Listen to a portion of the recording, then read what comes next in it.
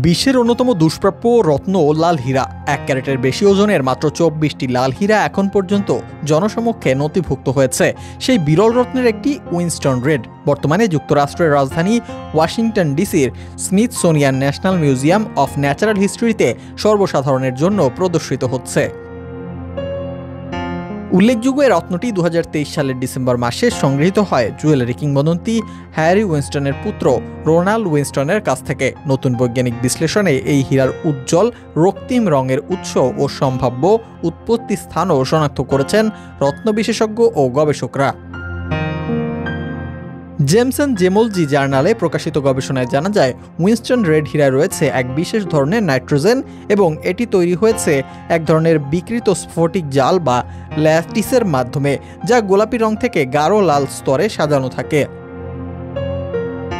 এই গঠন তৈরি করতে যে মাত্রার তাপ ও চাপ প্রয়োজন তা প্রকৃতিতে খুবই বিরল। এ কারণেই উজ্জ্বল লাল হীরার অস্তিত্ব এত দুর্লভ। উইনস্টন রেড হীরার প্রাচীনতম ইতিহাস পাওয়া যায় 1948 সালে, যখন খ্যাতিমান জুয়েলার জ্যাক কার্টিয়ে এই হীরাটি বিক্রি করেন ভারতীয় রাজা নওয়ানগড়ের মহারাজাকে। এর রং, গঠন, রাসায়নিক উপাদান এবং কাটিং স্টাইল বিবেচনায় গবেষকরা ধারণা করেছেন হীরাটির উৎস হতে পারে ব্রাজিল কিংবা ভেনেজুয়েলার কোনো খনি। উইনস্টন রেড এখন শুধু একটি হীরা নয়, বরং প্রাকৃতিক ইতিহাস, ভূতত্ত্ব এবং জ্যামোলজির এক যুগান্তকারী উদাহরণ।